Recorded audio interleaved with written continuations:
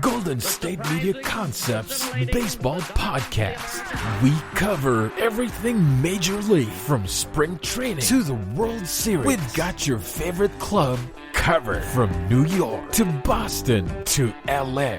This is the Golden State Media Concepts Baseball Podcast.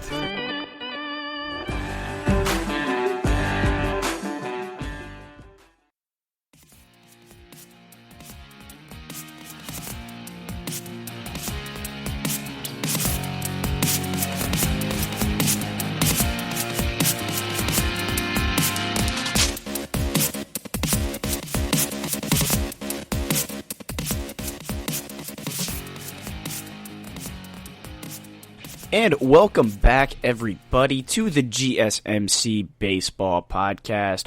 I'm your host for today's episode, Patrick Kenny. Don't forget to follow us on Twitter at GSMC_baseball. Rate, follow, and review on all of your, wherever you get this podcast, whether it be on Apple, Spotify, whatever. Just rate, follow us, review us. We love y'all. We thank you guys for listening. So, with that being said, let's just hop right into today's little show sheet. So first, we're going to give our usual standings and stats updates for my that's kind of my trademark segment so far. Then ESPN put out their power rankings for this upcoming week, or so far, or what has been last week. So we're going to react to that a little bit. Bleacher Report also put out some bold takes, so I'm going to give some of my own after reading some of those. And then we're going to end today's episode with an Albert Pujols update. He might be going back to St. Louis, he might not. We're going to continue to follow that kind of story and see where things go. So, just to start out, we're going to start out in the AL East. Boston is 24-16. They're 6-4 out of their last 10. They're in a 2-game winning streak, and they're plus 37 in run differential right now. The Yankees are 21-17. They're 2 games back out of first place and a half game back out of the wild card. Toronto is 20-17. They finally broke that weird two-way tie between second and third place between the two. So Toronto is in third place right now. They're 20-17. They're 2.5 games back out of first place and a game back in the wild card. Tampa Bay is 21-19. They're 3 games back out of first place and a game and a half back out of the wild card. This is a really interesting division. Baltimore is kind of in the running still a little bit. Not really. We didn't really expect too much out of Baltimore really this year at all. So Baltimore is 16-22. They're 7 games back and 5.5 out of the wild card. But Boston is kind of surprising everybody. Tampa Bay looks like is starting to get a feel for where they want to be. The Yankees are no longer struggling like they were. Corey Kluber just got his 1,500th strikeout the other day. So congratulations to Corey Kluber. He's a beast, and as a former Cleveland Indian, I don't know about y'all, but I personally love when other people, like people that are on a team that you support and they happen to have to move on and then they go out and they continue to succeed. I personally love that, as long as they're not doing it against your team, right? But Boston is doing great this year. The Yankees are starting to come back. Toronto is about where we all thought they would be. They're going to be it's weird. They have a really talented lineup. Springer's still not back just yet, but when he does come back, he'll definitely make a difference. And Tampa Bay, they're still a good team, and they're definitely going to be in the running for a while now. The AL Central, the White Sox are in first place right now. They're 23-14. They're 8-2 out of their last 10, and they did win their most recent game. And then Cleveland, is in second place right now. They are 21-15, a game and a half back out of first place, but they are a half game up in the wild card right now. They're 8-2 out of their last 10, but they did lose their most recent game last night last night I'm recording this, so that would be Friday, May 14th. They did lose to Seattle. Kansas City is 17-21. They're in third place right now. They are 6.5 games back out of first place and 4.5 back out of the wild card. But they are 1-9 out of their last 10. They finally broke that losing streak, but they did go right back to losing again in their last game. And I mean, Kansas City, they were off to a really hot start and then just hit one of the worst skids in baseball. I think Kansas City will probably bounce back, and they might give a run for the or a little bit of a run for the White Sox or the Cleveland Indians money. But right now they're in third place, and they're in third place by a few games actually. So Detroit and Minnesota are actually tied in games back with 10.5 games back out of first place. Now, technically, Detroit is above them because they're 13-25, and Minnesota has played 2 less games, which puts them at 12-24. So both teams are 10.5 back out of first. Both teams are 8.5 out of the wild card, and Minnesota is on a 5-game losing streak. Minnesota is just not playing good baseball, and I'm sure everybody is tired of me talking about it, but I picked them to win the AL Central, and it is not looking like a good take at all right now. They are not playing well at all. And against teams that are above 500, they're 4-13. They're just not playing well at all. Detroit against teams that are above 500 are 7-15. Like, it's not good at all. Detroit is getting outscored by 66 runs right now. Minnesota is getting outscored by 20. Minnesota has had one of the best offenses in baseball for the past couple of years, and right now their pitching staff is just not. It's just letting them down. They're just letting them down. It is what it is right now. Out in the AL West, though, Oakland is in first place right now. They're 6-4 out of their last 10. They're 24-16. For their overall record. Houston is in second at 22-17. They're 7-3 out of their last 10. They're on a 4-game winning streak, and they are a game and a half back out of first place. Seattle is in third place right now. They're 19-20, 4.5 games back out of first, and 3.5 games back out of the wild card. Oh, by the way, Houston has the other wild card spot right now. Seattle is 3 games back out of the wild card. They're 3-7 out of their last 10, but they did win their most recent game against the Cleveland Indians just the other day. The Rangers are in fourth place right now. They're 18-22. They're 6 games back out of first, 4.5 games back out of the wild card. They're 5-5 out of their last 10, but they are on a 4-game losing streak right now, and they're playing Houston, who happens to be on a 4-game winning streak as I'm recording this. So it might be completely different by the time this episode gets posted, but as of right now, Houston is on a 4-game winning streak. They're playing the Rangers, and the Rangers are on a 4-game losing streak right now. The Angels are in last place in the division. They're in fifth place. They're 16-21. They're 6.5 games back out of first place and 5 games back out of the wild card. They are 3-7 out of their last 10, and they are on a 3-game losing streak. They're also minus 39 in run differential, which is the second worst in the American League right now, just behind Detroit. They're just not playing well, and it's really like I said last time we went over this. Albert Pujols, or losing Albert Pujols, and then having Shohei Ohtani and Mike Trout having 2 of the best seasons of their careers up until this point, and not making the playoffs is pretty astonishing. Honestly, it's pretty crazy. Going out to the NL East. The Mets are currently in first place. They're 7-3 out of their last 10. They did lose their most recent game, however, but they're 18-14 right now, and a half game up on the Philadelphia Phillies. The Phillies are 21-18. They are 5 games back out of, or a half game back out of first and a half game back out of the wild card. They are also 7-3 out of their last 10, but they have won their most recent game, unlike the Mets. The Mets right now are playing Tampa Bay. Philly is playing Toronto. Atlanta right now is playing Milwaukee. Atlanta's in third place. They're 18-20. They're 3 games back out of first place and 3 games back out of the wild card. They're 6-4 out of their last 10, and they did win their most recent game. Miami, still not the only team anymore that is positive in run differential, but they still have the best run differential out of every team in the NL East right now. The Mets are +3, Miami is +11. Atlanta, like I said, 3 games back out of wild card and first place. Miami is 17-21, which puts them at 4 games back from first place and the wild card. They're 5-5 out of their last 10, but they did lose their most recent game to the Dodgers. Washington in the cellar right now. They're 15-19. They're 3-7 out of their last 10, but they have won 2 straight.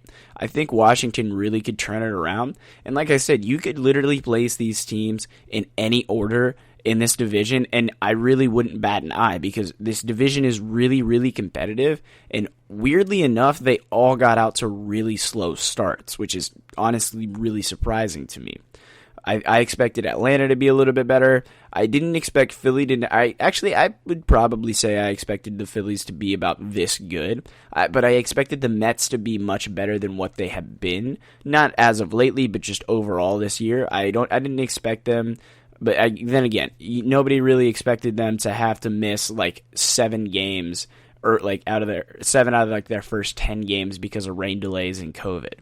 So, I mean, that definitely makes it harder on things.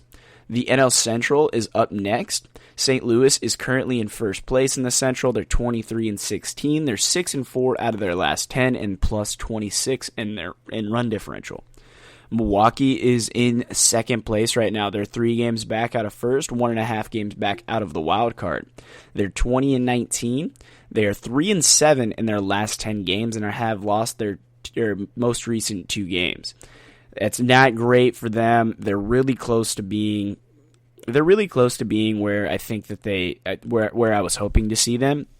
And I think that they're just maybe 1 or 2 pieces away. And we'll look a little bit more at the stats and hear it a little bit to see what could be improved by Milwaukee and what really needs to be either traded for at the trade deadline, things like that. The Chicago Cubs right now are 18-19. They're in third place. They're 4 games back out of first and 2.5 games back out of the wild card. They're 6-4 out of their last 10 and did win their most recent game against Detroit.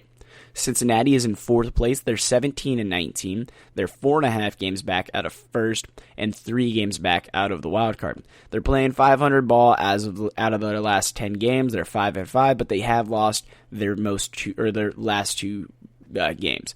The one thing that I don't like about Cincinnati is that they're just giving up too many runs right now. They had one of the best offenses in baseball at the beginning of the year, and they were blowing teams out. Like, they had by far at one point the best run differential in baseball, and now it's at 0. And they've scored 192 runs, which is second in the National League, only to the Dodgers, who have scored 196, and overall it's the 4th best in baseball.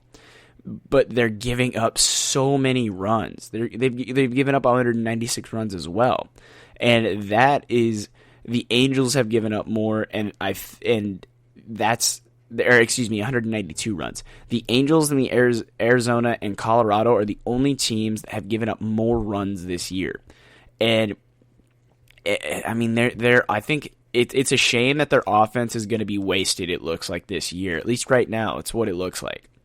And Pittsburgh right now, they're in last place in the Central. They're 16-22. They're 6.5 games back out of first place and 5 games back out of the wild card. They are 4-6 out of their last 10, so they're not doing terrible, but they're not doing great either.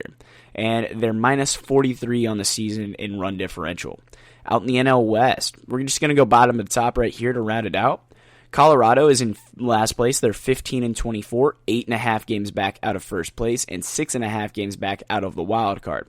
They're 5-5 out of their last 10, but they are on a 3-game winning streak right now, and they're playing a team that's kind of struggling in the Cincinnati Reds, so that could be very good for the Rockies.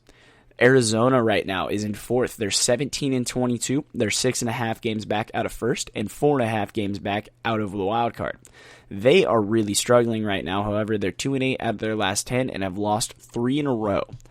The Dodgers right now, they are in 3rd place by just a half game out of 2nd.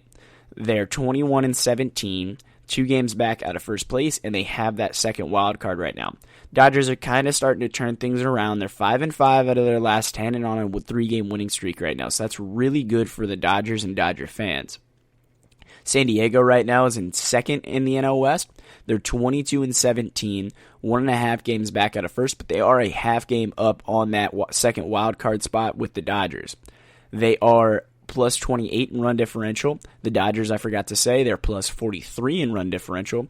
And the Padres are 6-4 out of the last 10. They won their most recent game, and that's really important, especially because they're playing the St. Louis Cardinals right now, and the Cardinals have a really good team so far.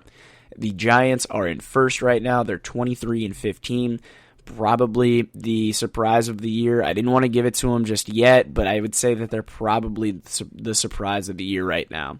I wanted to kind of give it to Kansas City. I think I need to give it to Kansas City for a while. I wanted to give it to maybe the Angels. They're not doing very well.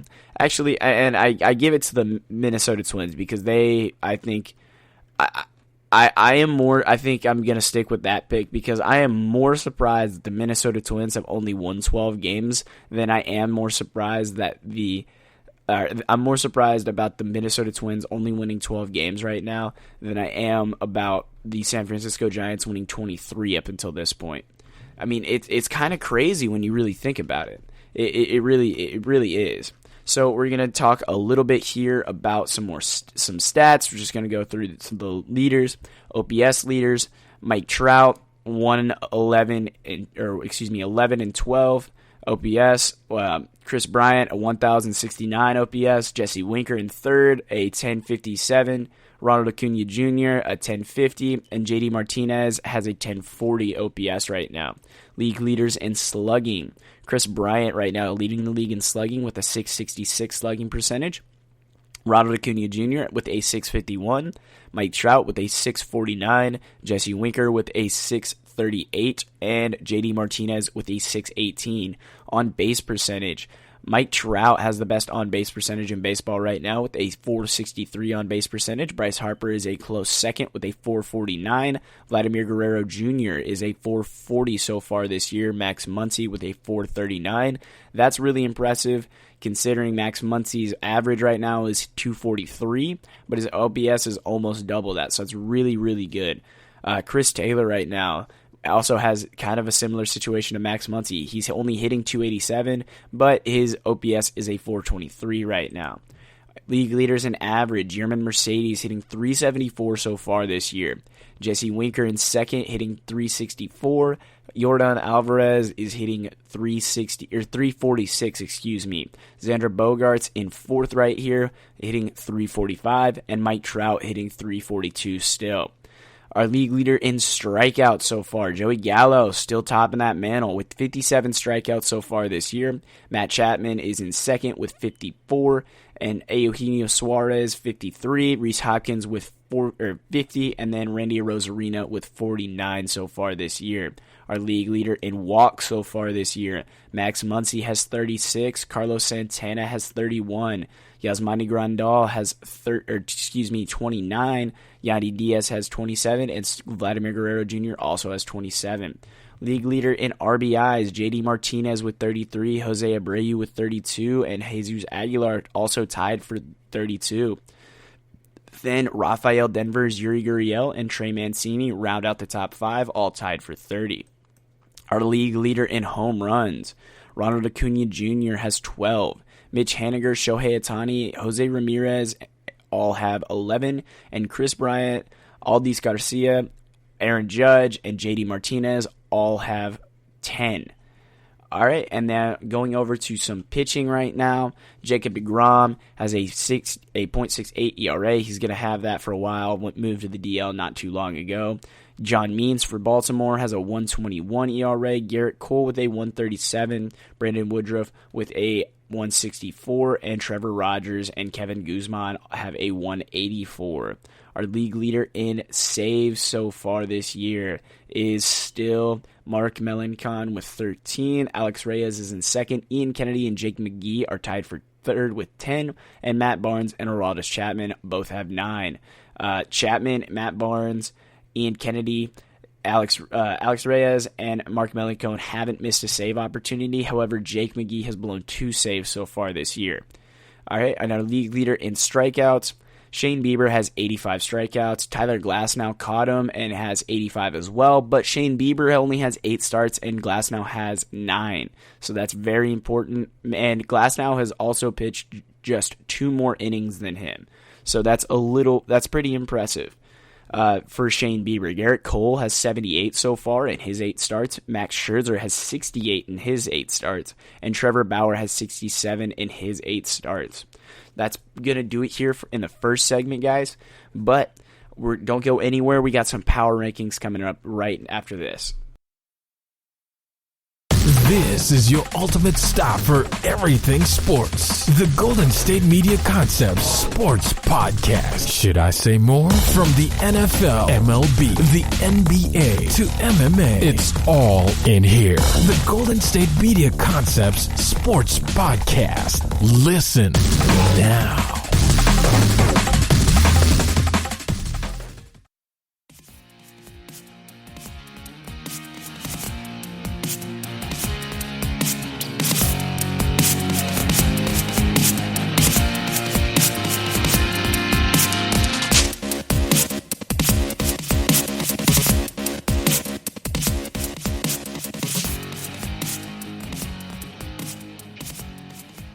And welcome back, everybody, to the GSMC Baseball Podcast. I'm your host for this episode and this segment and the next couple segments, Patrick Kenny. Just welcoming y'all back in. So we're going to be comparing what I would put as my power rankings to ESPN's power rankings right here. So we're just going to get started at number 30. At number 30, they have the Detroit Tigers. They say nothing much has changed for the Tigers over the past week, but except that Kansas City and Minnesota have been playing almost as bad as they have. So I disagree.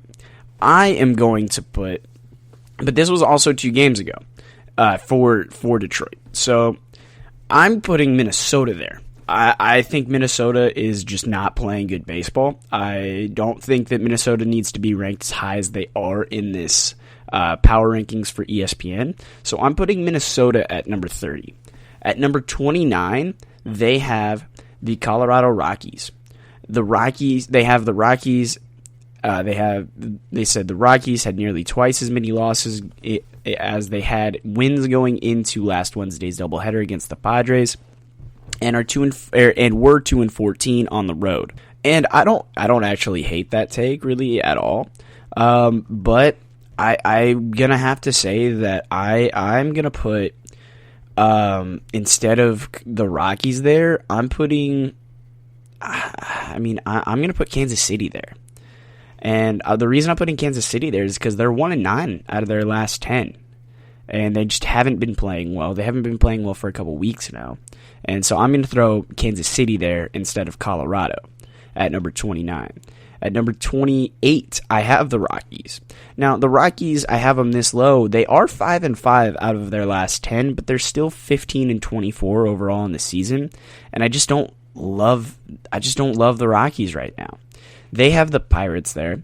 They say that the things might be catching up with the Pirates with consecutive losses, and a groin strain to Colin Moran is a big loss, and they still have to wait on Ke'Bryan Hayes to come back. And I tend to agree a little bit, but I still think that there are teams that are playing worse right now than Pittsburgh. At number 27, they have the Baltimore Orioles. I'm putting the Arizona Diamondbacks there.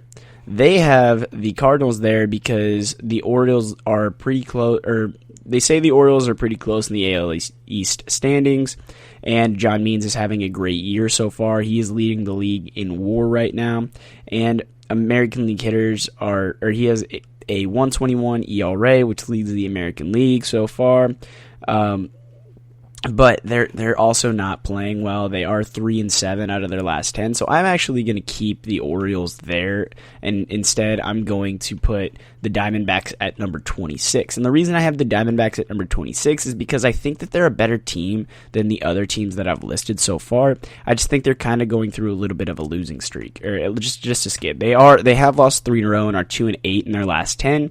But I think that right now, I just don't see Arizona really moving up very much. At number 25, they have the Rangers. Now, they said the Rangers they've kind of been a surprise storyline. They've won a few straight series, and then they did lose a couple games to the Giants, like earlier this past week, and they've dominated left-handed pitching and they have a 12-5 record against the left-handed hitters that have started against them. So that's really good for them, and I don't hate it. I really don't hate that at all. At number 24, they have the Los Angeles Angels. Now, we already talked about, we haven't talked about the Angels yet. I don't think. The Angels did release Albert Pujols because they wanted to give more at-bats to Jared Walsh and Shohei Ohtani, but also because Walsh is playing first base and somebody else at this point, Taylor Ward, is playing right field. It would greatly help their defensive ranks, which is one of the worst in the sport right now. And the Angels' top-end talent can't rival. They can rival pretty much anybody's team. They have the best player and likely in Major League Baseball history, and they have a great two-way player, and they just haven't reached the postseason, and I don't think they're going to this year. At number 23, they have the Diamondbacks, and where they're putting the Diamondbacks, I'm actually going to put they have the Diamondbacks at 23. I think that I could probably put Baltimore there. If I'm gonna be honest, I'm putting Baltimore there just because they're 3-7. They're not doing great this year, and we already talked about ESPN putting Baltimore a little bit lower, but I think that because of how close they are in the division standings right now, like they're the only team aside from the Angels that are in last place in the American League. I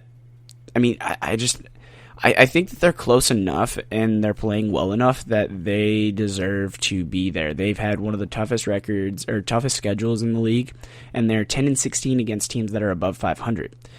They've played 38 games. 26 of those games have been against teams that are above 500. So I think that the Orioles really right now are just, they're victims of their scheduling. So I think that's why I would put them there. At number 22, they have the Washington Nationals. Max Scherzer is really the only bright spot on that team right now. It's really the only thing that they're actually doing very well right now is Max Scherzer. Juan Soto is doing okay, but they lost Steven Strasburg, and they're just not playing great baseball right now, and that's why they're 3-7 out of their last 10. At number 21, they have the Minnesota Twins. I put the Minnesota Twins at number 30 because right now I don't think they're a good baseball team. And this is definitely the biggest surprise, I think, to me of the year. But instead, I would rather put a team like either Pittsburgh or maybe even Cincinnati there. I think I'd put Cincinnati there because we already talked about Pittsburgh. But Cincinnati is 5-5 out of their last 10, but over the last couple weeks that they just haven't been hitting the baseball as well as they need to be to compensate for their lackluster like offense. And so I'm putting the Reds there. They're 5-5 out of their last 10. They are on a 2-game losing streak, and they're playing Colorado. And they lost to Colorado, which is a team I put lower on this list. And it's just not looking good to be a Reds fan. At number 20, they have listed as the Seattle Mariners, and they're playing decent. They played really well against the Dodgers. but they are 3-7 out of their last 10.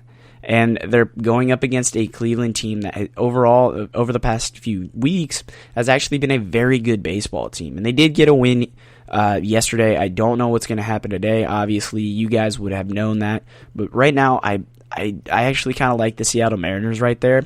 They're 3-7 out of their last 10, but they did win against the Cleveland Indians.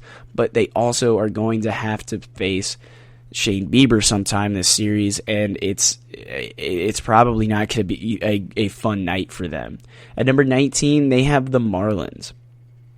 And the Marlins right now, they're doing okay. Jesus Aguilar is still doing really good. Sixto Sanchez is doing very good. They have a really good young core, and I think that, like I said this at the beginning of the year, I don't think that the Marlins are going to do anything necessarily this year, but I think they're setting themselves up for a fantastic future, like playoff run. I think they're doing things right over there, and I think that they're setting themselves up to have a fantastic year. At number 18, they have the Cincinnati Reds. The Reds right now are 17-19. When they made this list, they were 17-17, and I'm going to put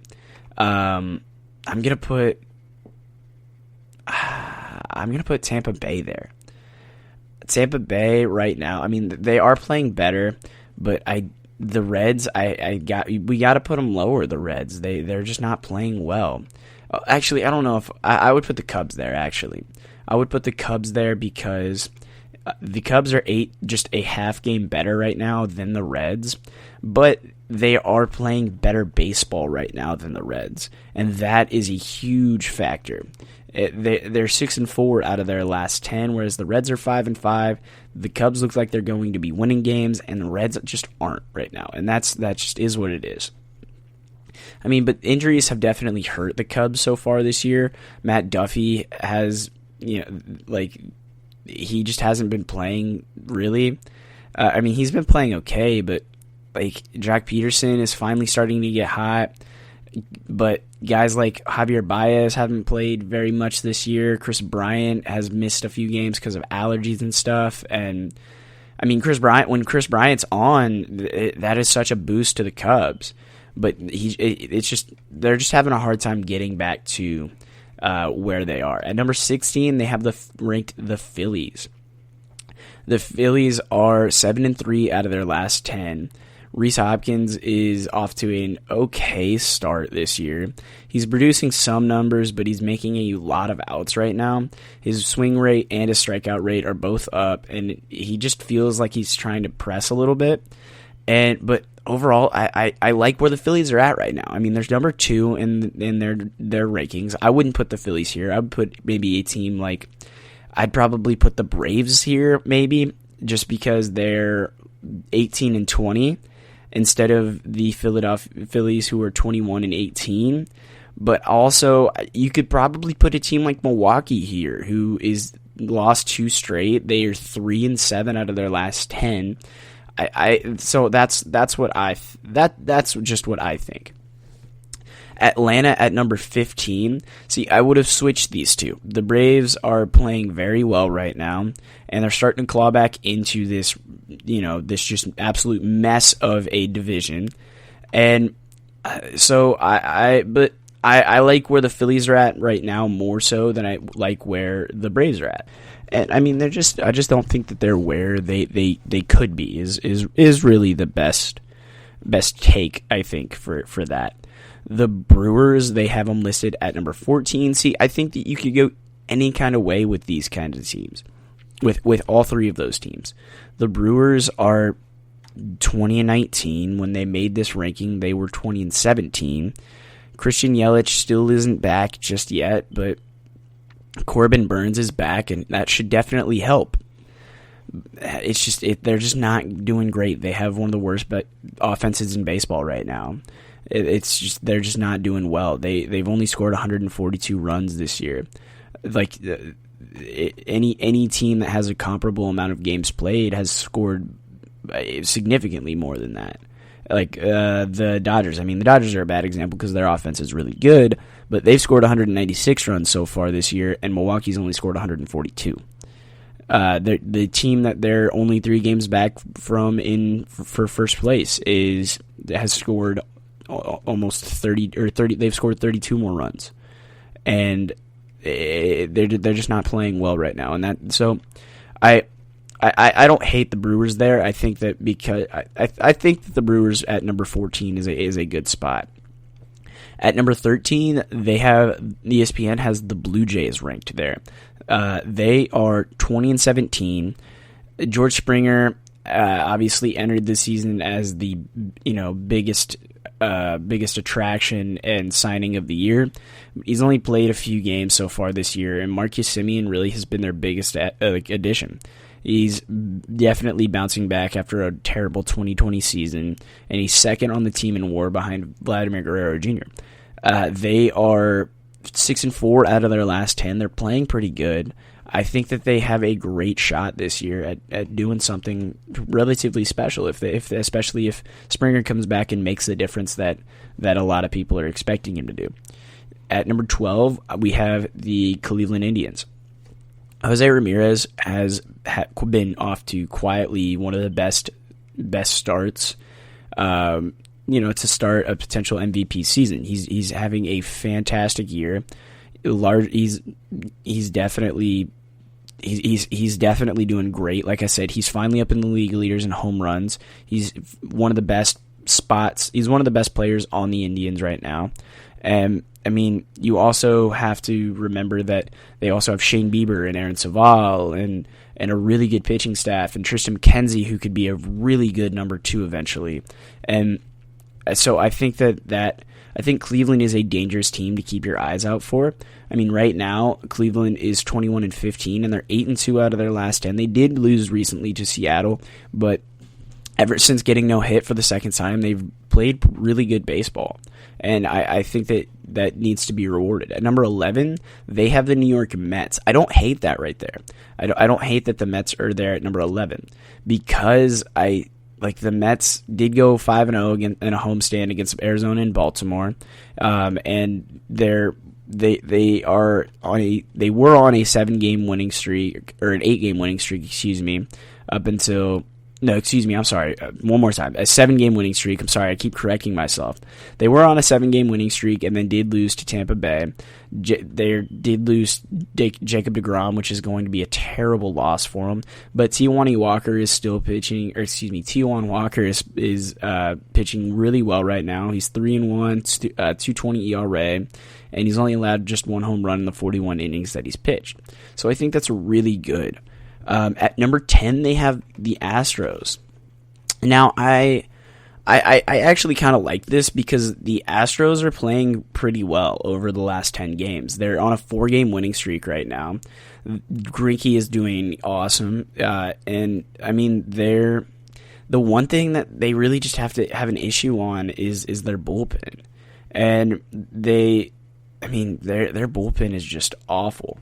If they could get Pedro Baez back and Blake Taylor, I mean, from the injured list, that would definitely help. But right now, it's just their pitching is just not doing great right now. And I mean, it's very possible at the end of the year, if the Astros are really in a tough playoff race, that Verlander might come back.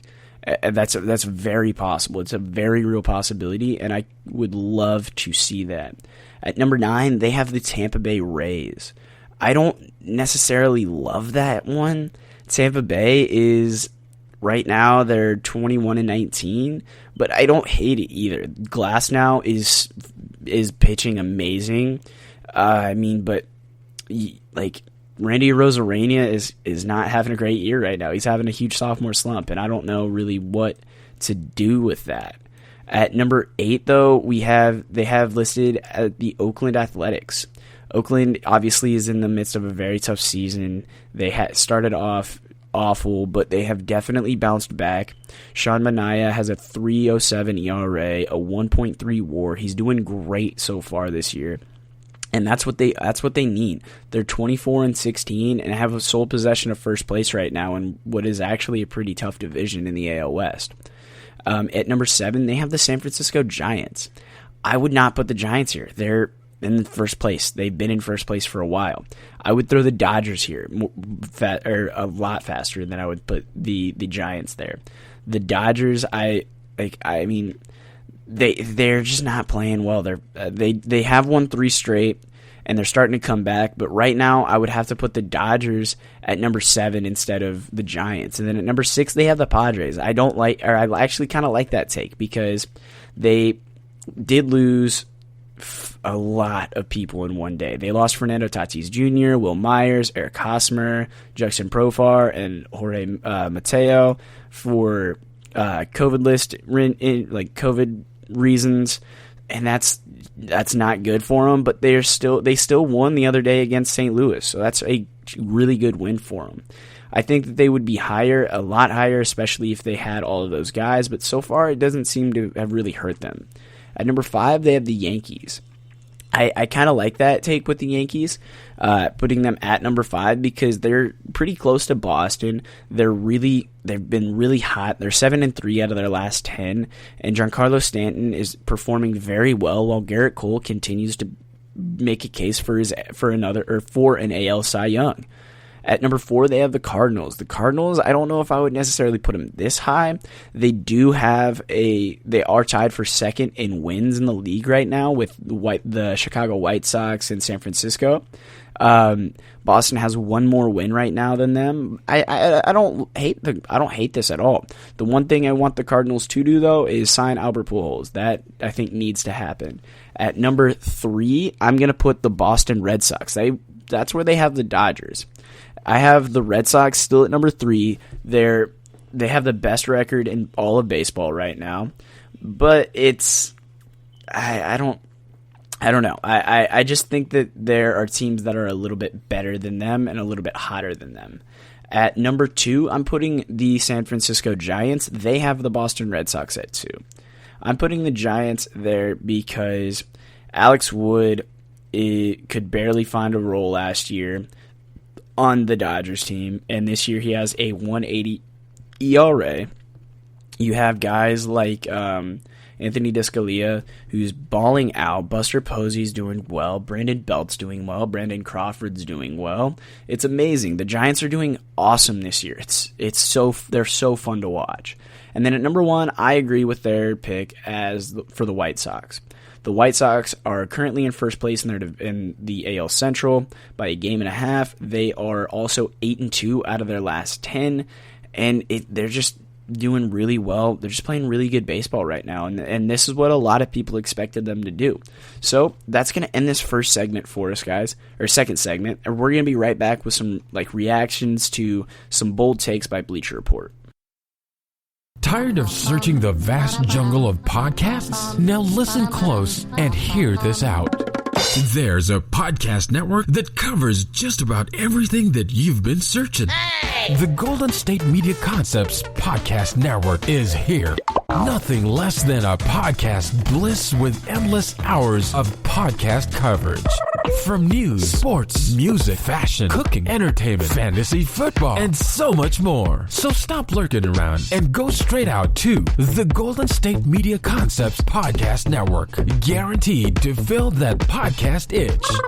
Whatever it may be. Visit us at www.gsmcpodcast.com. Follow us on Facebook and Twitter, and download us on iTunes, SoundCloud, and Google Play.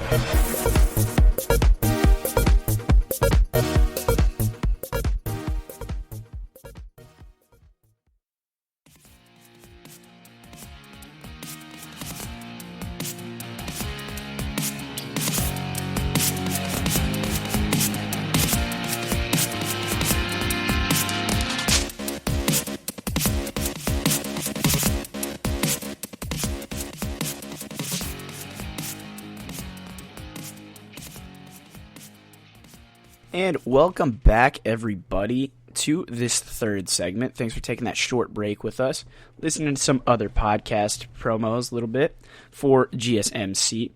I encourage everybody to check out all of the other podcasts. We have so many. We talk about pretty much anything. If you think that we don't have a podcast for you. We absolutely do. And if we don't have a specific podcast from what you're interested in, I'm sure that there is one of our podcasts that have at least an episode out that you would be interested in. So, some bold predictions right here between the now and the trade deadline. So, obviously, the summer is right here. The MLB trade deadline is July 30th, and teams have already done more than a couple moves to see what they can do between now. But they have, their first bold take. The Washington Nationals will be forced to trade Max Scherzer. Now, that is interesting, to say the very least. The 29 they have it written right here.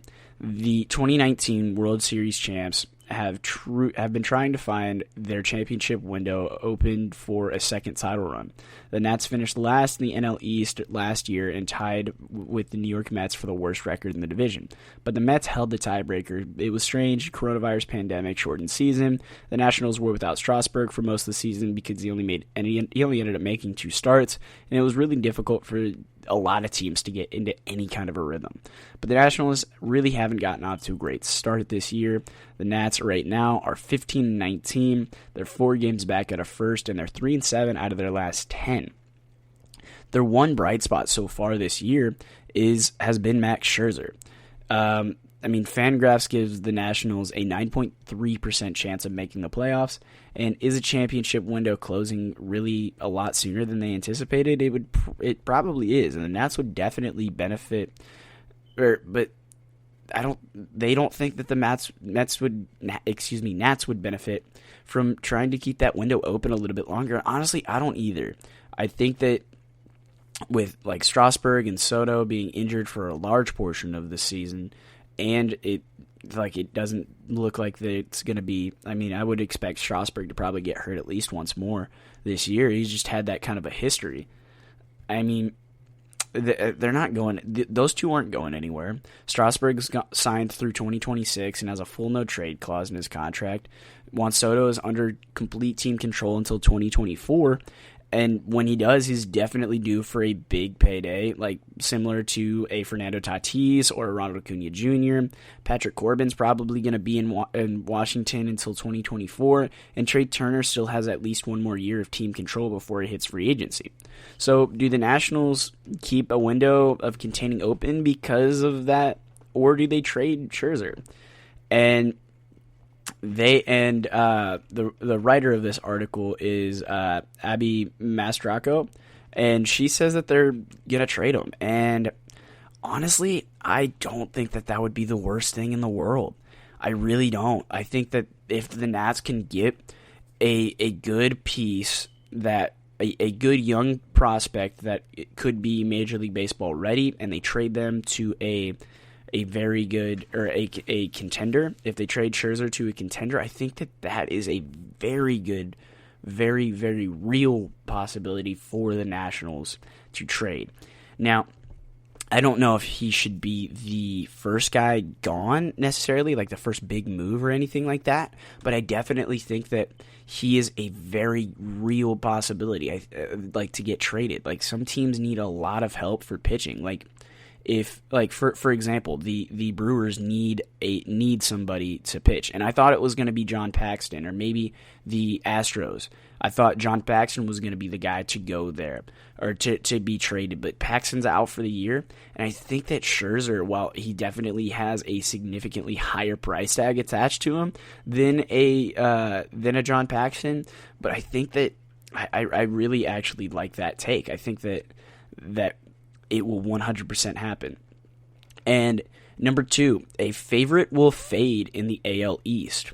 The hottest teams at the start of the season inevitably cool off. The Dodgers, the defending World Series champions, started off 13-2, and right now they're in 3rd place in the division. Teams have to rid the ebbs and flows of the season to make necessary adjustments, or they're going to fall behind. And that's really what could happen here. The Yankees had a very bad open. The Blue Jays have a legit MVP candidate right now in Vladimir Guerrero Jr., and they're going to be getting George Springer back later in the season. the Rays are the defending American League champions, and the Orioles have done, like, they have enough talent right now to potentially steal a few games, and maybe even if they get really hot, they might even steal a playoff spot. But Boston right now is currently the team that is in first, and it leaves them giant targets on their backs, and the Red Sox could find themselves in a battle for positioning, not because of any major strength or weakness of their own, but because of the other teams in this division. There are 4 really good teams in this division, and the Orioles are right there with everybody else. They might not be there yet, but the Yankees are good. The Rays are good. I mean, there's the teams in this division are so good. It's crazy.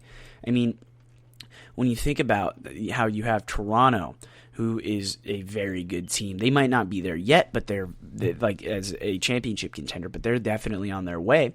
You have Tampa Bay, who made it to the World Series last year. The Yankees are perennial contenders. Where does Boston really kind of fit in on that? Now, they have a fantastic offense, and their pitching staff is doing very well this year. But is there something that could potentially stop them? The Red Sox have the top OPS in baseball with a team 761 OPS, but they do have to.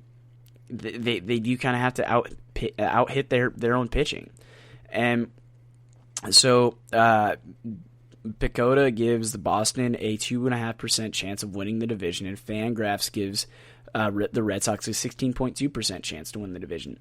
I don't know if the Red Sox are going to obviously hold first place in the division for the entire year, but I don't think that they're going to fade to like third or fourth place. If they do fall to third or fourth place, I think that they either have an injury that they're trying to recover from or something. But I don't see that.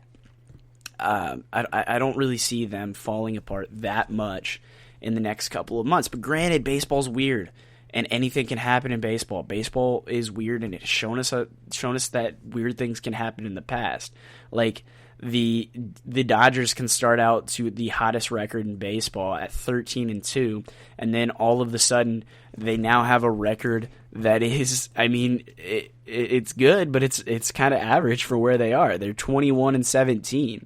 They started 13-2. That means since then they are 8-15. They're not doing great right now, and I just think that they, like, teams like that are, like, baseball's weird. Nobody expected that to happen. It's definitely a possibility. At number 3, they have the Giants will stay at the top. And the NL West is supposed to just be a battle between the Padres and the Dodgers. And at the end, it may finish that way. But the Giants right now are 7 years out from their last World Series title.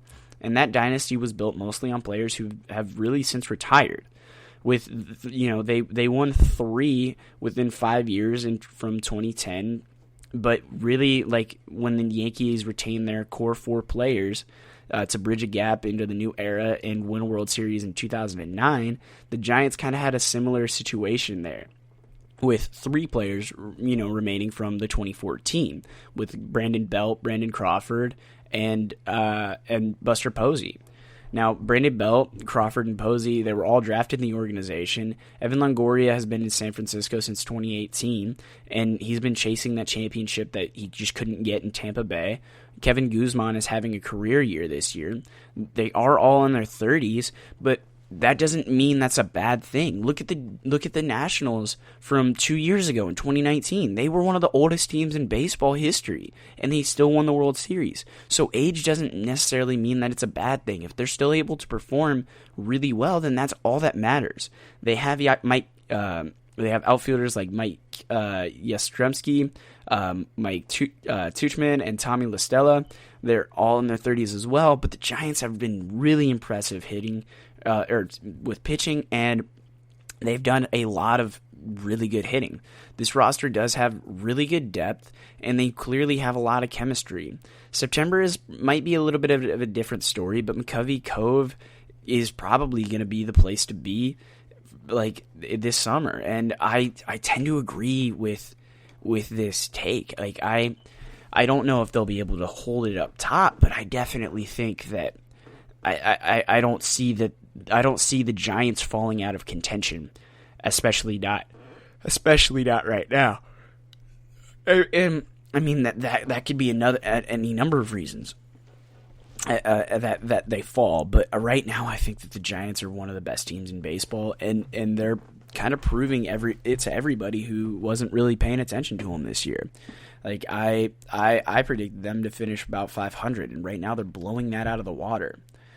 Another hot take that this one I don't really think is that big of a hot take. The Angels will aggressively pursue pitching.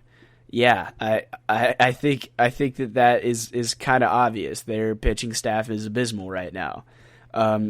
She has written, the Los Angeles Angels cut a future first ballot Hall of Famer in Albert Pujols last week with the rationale that playing Jared Walsh at first base and using Shohei Ohtani as a DH would be best for the team. It's too bad Pujols can't pitch because the Halos could use an arm or two.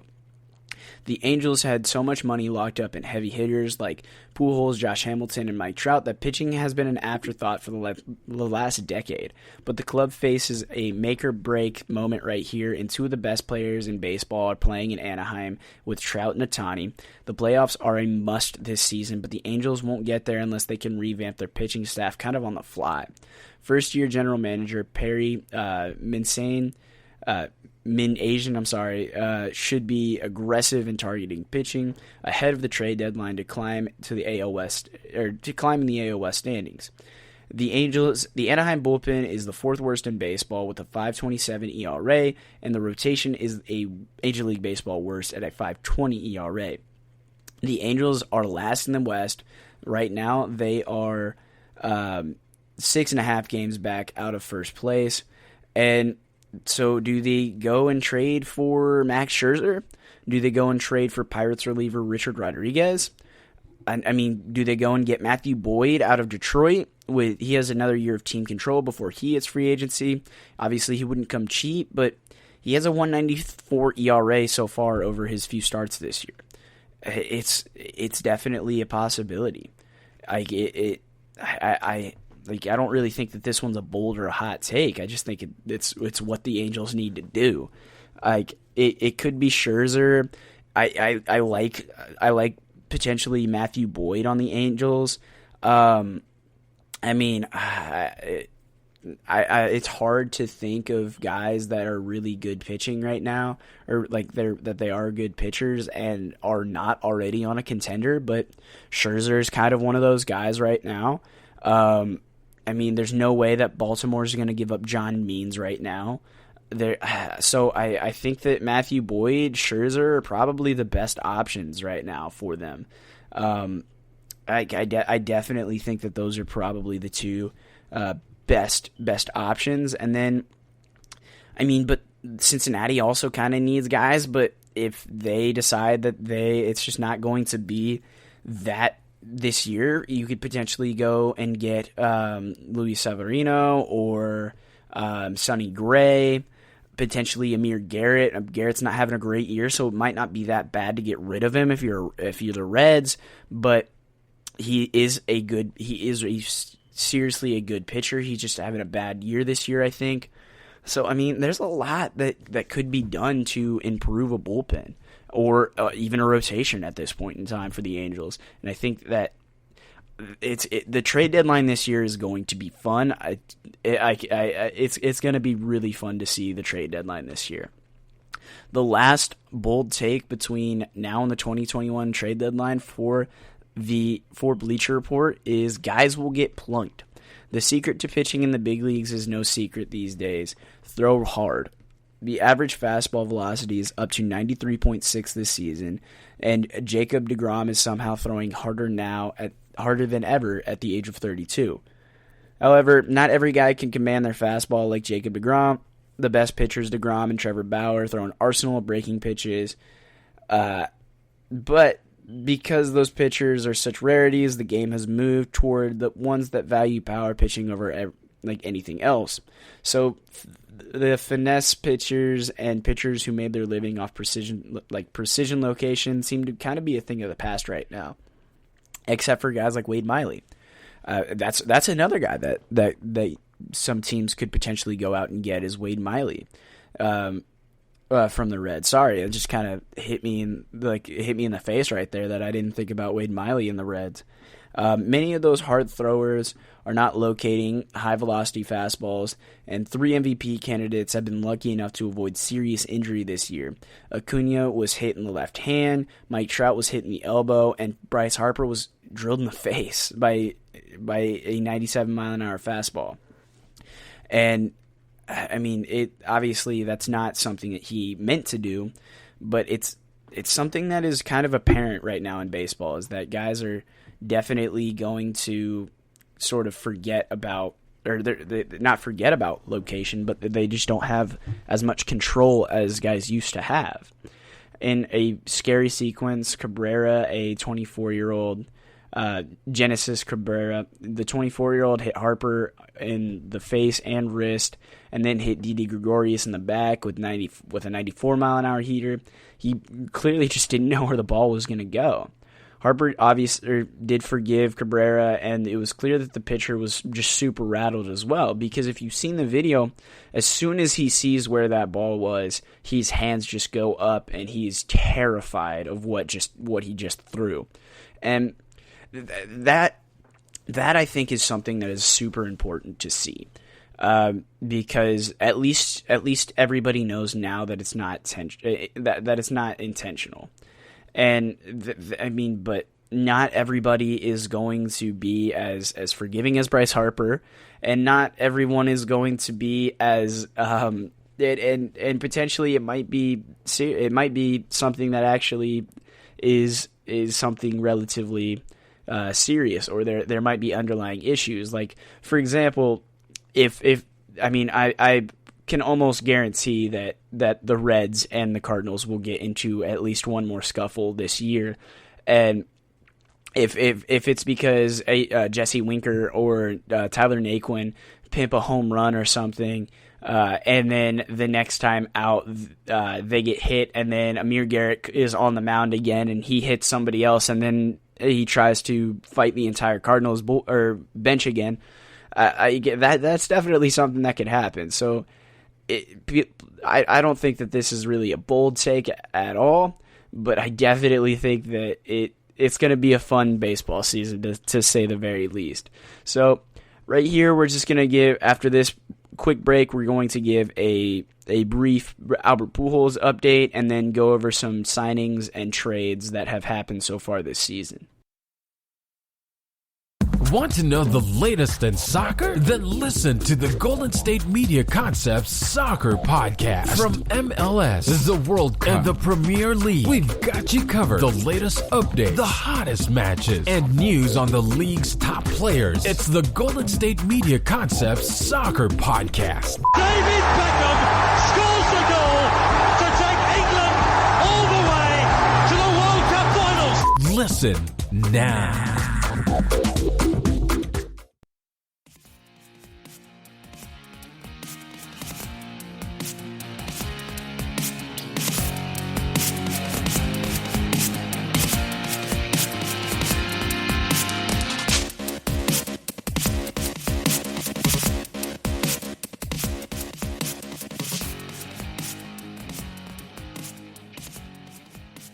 And welcome back to the final segment of today's episode of the GSMC Baseball Podcast.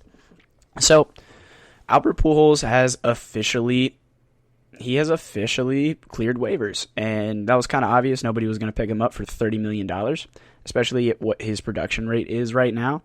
But since then, and since he was released, there is a fantastic opportunity for him to go and play in a couple of places. So we're going to just real quick go over a few teams that could definitely improve if they were to add Pujols. Number 5 is the Cleveland Indians, and they definitely could use all of the offense that they could get, aside from Jose Ramirez.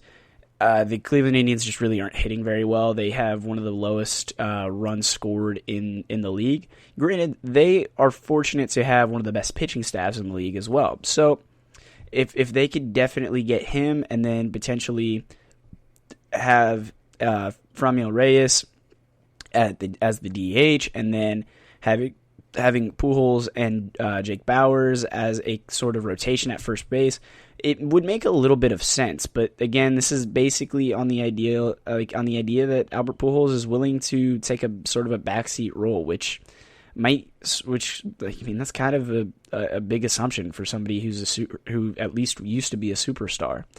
And if he is looking to drop into a really tough division race, that would be a great fit for him. At number 4 is the Washington Nationals. And this has some sort of implosion potential because the Nats are kind of in last place. They have a record similar to the Angels. It's possible that they are going to be sellers at the deadline, and it's hardly a situation that Albert Pujols really wants to be in. But if he's looking for a team that has definitely shown willingness to take veteran players and veteran bats, trying to get lightning to strike before they have some difficult decisions to make, the Nationals are definitely a team to do that. Josh Bell right now is really struggling for the Nationals at first base, and he's struggled against lefties his entire career, and the Nats definitely need some kind of a jolt, and that could be Pujols. And Juan Soto is, if they get Juan Soto, that's 2 really good Dominican hitters as teammates. I mean, for what it's worth, Pujols has a OPS of a 1,153 against the Nationals, which is the highest he has against any team. So that's definitely a possibility. But there are two stretches. One stretch includes the Yankees if Luke Vogt struggles to come back, and another is the Red Sox if Bobby Dalbec can't make it work. The Diamondbacks are potentially a team, but they're off to a terrible start. Christian Walker is as well, their first baseman. The Rockies, why not? But there are only 3 teams that really make that much sense at all, and they're all teams at which Pujols really kind of already has a connection. The White Sox. So the White Sox, Tommy La Russa came out and said that he just doesn't have a place for him. And that was a few days ago. That was a little bit over a week ago. But now Jose Abreu's out. And the White Sox might need... They might take this opportunity to have a fantastic job to get a really good replacement for him when he... Or for Abreu, while he's out. And then if Pujols does well, they could potentially split time. They could figure out a way that Pujols can play every other day, whether it be they give their DH Yermin Mercedes a night off, or they give Jose Abreu a little bit more time to come back and they don't rush him. That is definitely a very good, very, very good spot. There really isn't any good fit for him, but Yermin Mercedes is right. He's a monster right now. He never walks, but he's one of the best players in baseball. But losing Abreu is a big deal for the White Sox, and I think getting Pujols right now is a very, very, very good idea for the White Sox. Up next is the Royals, and Pujols famously went to community college in Kansas City, and he has pretty good ties to the state of Missouri. Obviously with the Cardinals being there as well. And he's a former teammate of Mike Matheny. He definitely seems to share off-the-field sensibilities for the franchise and the ownership group. There's a clear full circle element for Pujols to join the team. And if that one doesn't bite, then the Royals could occasionally scratch, the same itch. It would allow him to be a DH occasionally and also make one last trip to Busch Stadium and soak in the love against the Cardinals. But why don't we just kind of eliminate that middleman where he's going to Busch Stadium and just have him go there?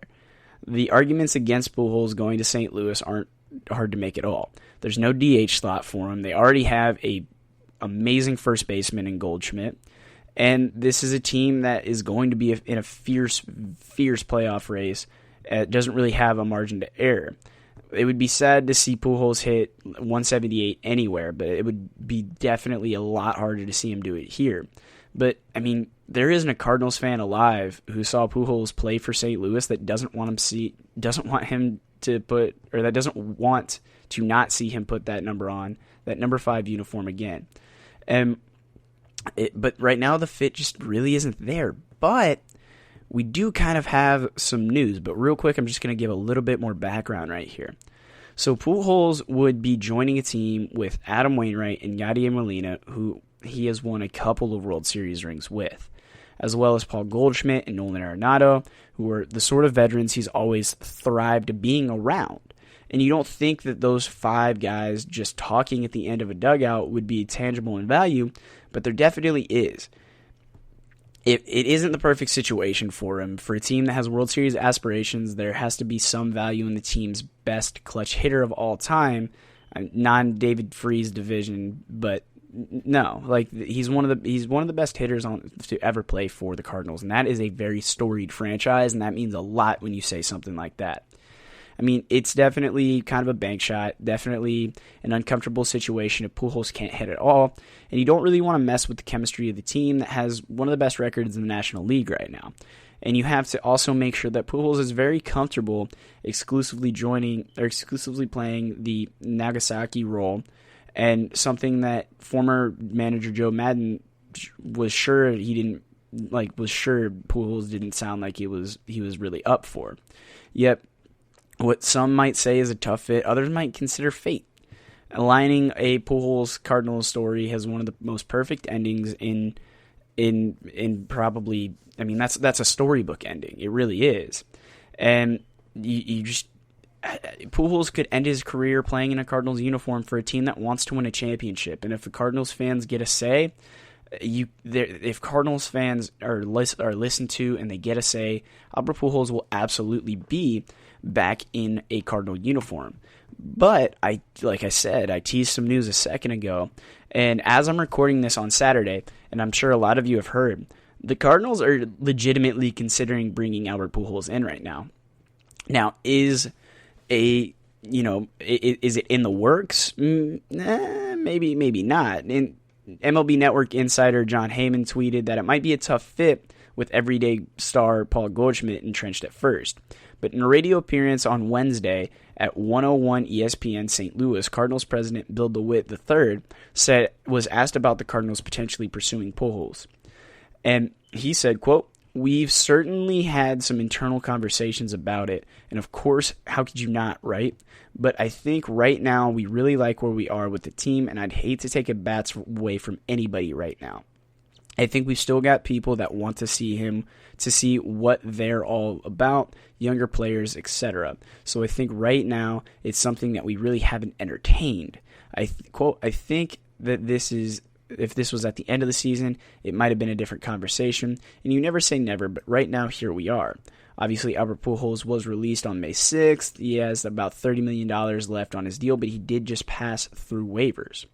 Albert Pujols made his debut with the Cardinals in 2001, won NL Rookie of the Year, has won an MVP honors in 2005, 08, and 09 for the NL, and helped the Cardinals win 2 World Series rings. After the Cardinals topped the Rangers in 2011, the first baseman went and signed one of the biggest deals in baseball at that time with the Angels.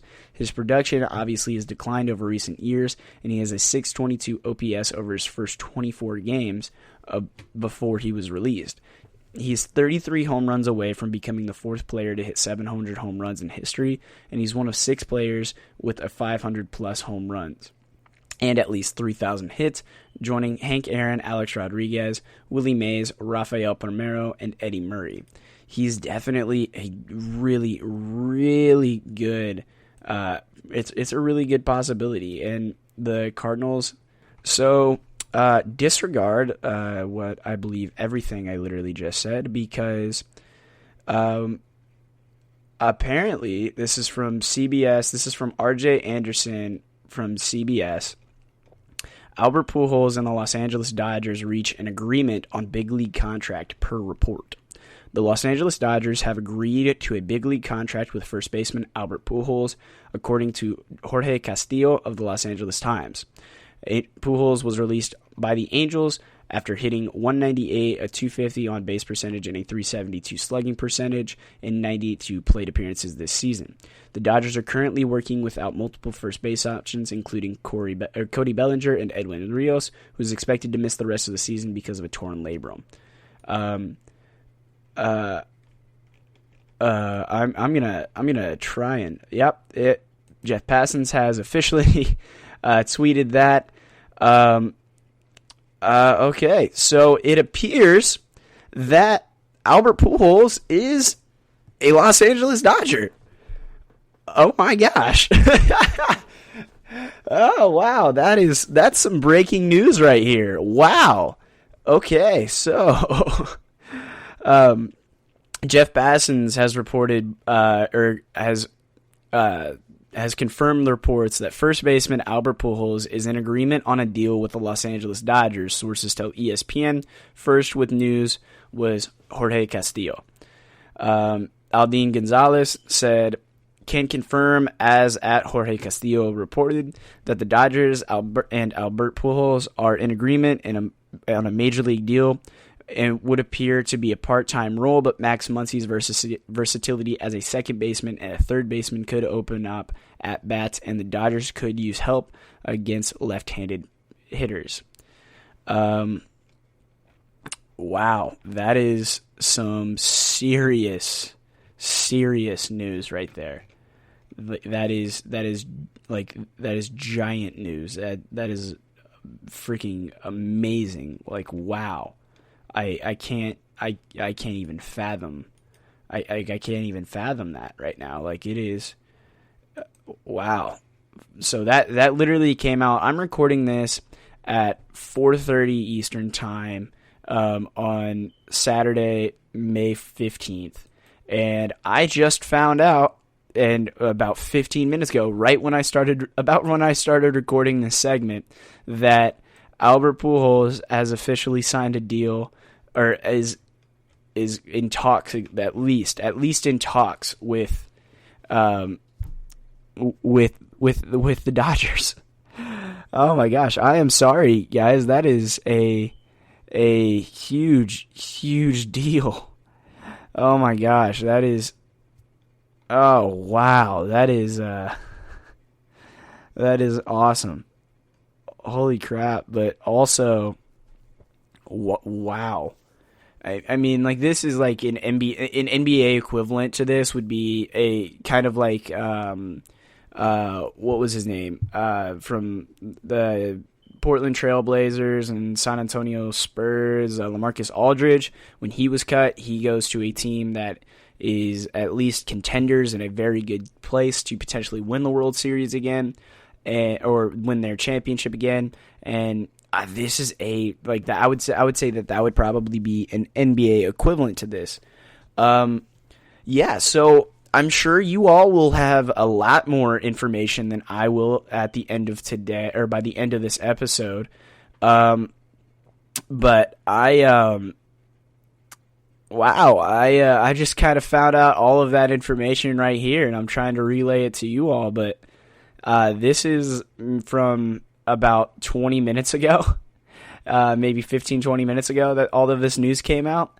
And what was crazy is I had literally built this entire segment around the fact that the Cardinals had come out and talks and saying that they were in, or I had seen a report that said that the Cardinals were in talks with Albert Pujols to potentially bring him back.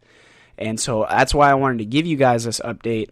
But wow, that is some news, y'all. That is amazing. I am kind of shook right now. I can't even like deny it. Like, that is some serious news right here. And I just got the notification on my phone from The Athletic. Albert Pujols joining the Dodgers. I am just so surprised right now. that Pujols is officially a Dodger, or maybe not officially, but so let's look at potentially how he could fit in in the lineup over the last few minutes of this episode. So that is just so surprising to me. I am so surprised right now. Like I didn't see the Dodgers. I didn't expect the Dodgers at all. I did not expect the Dodgers at all. So Edwin Rios is likely to miss the whole rest of the season. Max Muncy can play first base, but he can also play second base and third base. So, and Gavin Lux is able to move around as well. So with guys out like Cody Bellinger, who is, primarily a center fielder, but also a first baseman, that is a huge signing, I think, for the Dodgers. And I can't believe nobody even really considered it, because I definitely didn't consider it. I guess everybody kind of thought, oh, they have Max Muncy, they have Gavin Lux at second, they also have Chris Taylor. Chris Taylor also plays shortstop, so they have depth there. They have depth at third base as well. Chris Taylor, obviously a utility infielder. Cody Bellinger is on the 10-day IL right now. So that pretty much moves Chris Taylor out there.